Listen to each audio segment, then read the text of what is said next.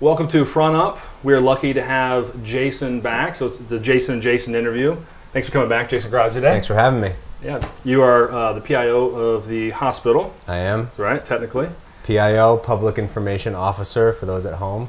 Nice. So we interviewed you 6 or 8 weeks ago. Yep.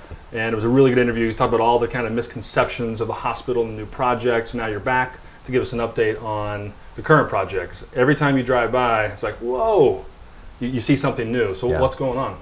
So the crews have been making a lot of progress, and if you've driven down Vesper Lane anytime recently, you've seen the steel going up for the new hospital, and it's really sort of the shape of the building is really coming into focus now. So we've got a crew of iron workers there working just about every day now. This is Rose Steel from New Hampshire.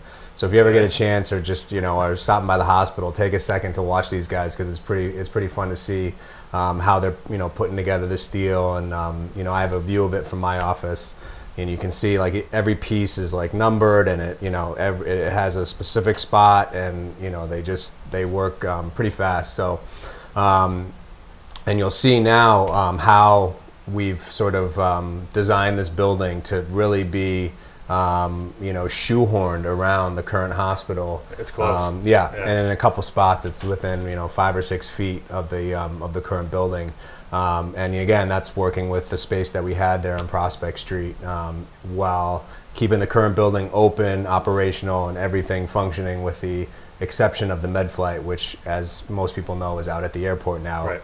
We had to get rid of the helipad, and we had to move 2 buildings, one of which is now, and my office is across the street on Vesper Lane, and the other is the Anderson building, which is Dr. Lepre, Dr. Butterworth. The walk-in clinic is now along Prospect Street.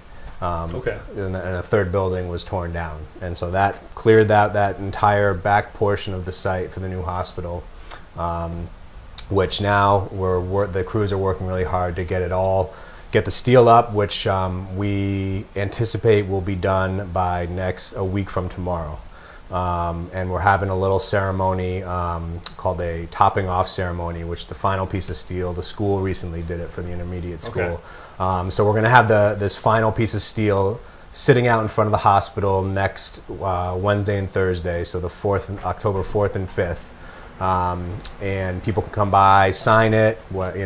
Doesn't matter if you're a patient or not. If you want to sign it, get your name on there. And then on the 6th, on Friday, we're going to have a little ceremony where the crew is going to actually come up and put the final piece of steel up there. We'll have coffee and stuff like that for folks if they want to come by and watch. That's great. And that's at 9 a.m. on Friday morning. So right. You mentioned something, the helicopter. Once it's all done, the helipad, will it come back to the hospital, or will it stay at the airport? Yeah, it will. So when the project is all completely finished, that helipad will be within 200 yards of where it used to be. So it'll be in the northwest corner of the hospital property, and in a much better position than it used to be. So if people know a little bit about the helicopter operation with MedFlight that we used to have, it landed in the middle of a parking lot. So what that means operationally is whenever we had a med flight, the entire parking lot would have to get roped off.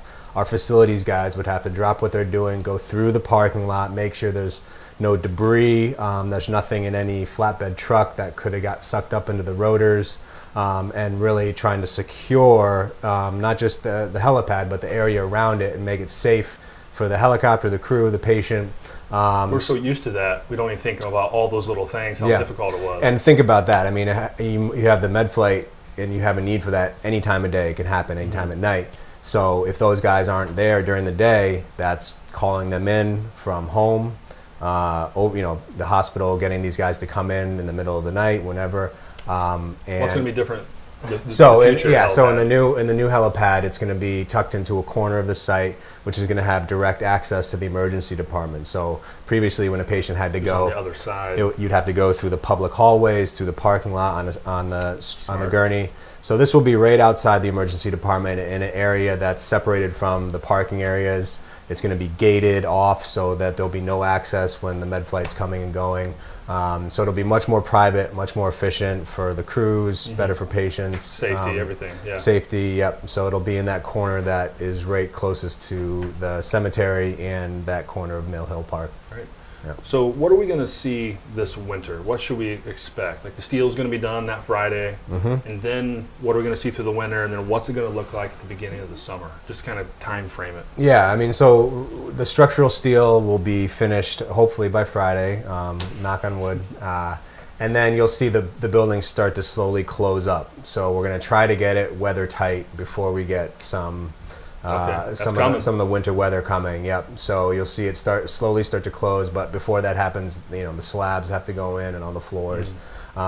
So the goal is to have it be weather tight for the winter, and that will. So they're trying to meet their deadline on the construction, and then you'll see really a lot of the work will move inside. So we won't really be able to see it, but we should be in sort of a steady state now in terms of our parking. And then, really where all the entrances and exits around the hospital that used to be where people could come and go to like Dr. Pearl's office or back to the courtyard, they're all now, they've got signs all over them, emergency exit only, stop signs. So that's been, sort of a little change for both staff and for patients using the hospital. We've had the alarms go off a couple times because people are just habit to go in and out of those exits. What's it going to look like at the beginning of the summer when the island wakes back up and thousands more people coming? I think you'll see a building that's nearing completion. You'll see it really looking like the building, what it will look like as a finished product, because the goal would be to be able to move in immediately after the summer in September or October of next year. Sounds like a long way away, but it's going to be it's going to be here. Fast. It'll be here fast, and we're talking a lot now about the logistics of making that move, how that's going to work, of physically taking all of our equipment, and some of the stuff will be brand new. Yeah. Other stuff we're going to take and reuse from the old building into the new, and the logistics of how do you flip a switch when the emergency department goes from the old to the new, how that transition is going to work. If we have patients on the med surge floor, how are we going to get those patients out of the old building into the new one? And it's not just that, it's training staff. It's a brand new building. Right. Being able to get staff into the new building, figure out where things are, how things are going to work, all the processes that we have in place now in the current building, how that's going to work in the new building. So there's a lot of work that's being done now to get us ready for that. So by the end of next summer, you'll see a building that's almost done and almost move-in ready, and that final stage where we're going to be preparing to bring all of our staff and patients and equipment into the new building. Is there anywhere we can go to kind of watch the progress once it goes inside? Social media, I'm sure you have lots of campaigns you'll be doing. Yep. On your website. Yep. We have, so we've been updating our website and Facebook pages, Twitter, Instagram, with shots of all the different progress on the exterior now. And yes, absolutely, we'll be, taking pictures and showing and sharing things from the inside so people get a sense of what it's turning into. And I think, you'll be able to see, that progress along with us. If you go on our website, we have a little bar at the top that has construction updates. You can click on that, and it takes it to sort of a running diary of my diary of watching this project come together and giving updates of how things are changing and what's new and different. So, is there anything that you want the community to know, that maybe or what are the main questions you're getting over and over again, that some misconceptions maybe, or? Yep. I can think of one that we just got recently was a person said, why is it look rusty? Why is it rusty? Did you guys skimp on the steel that you bought? Did you skimp?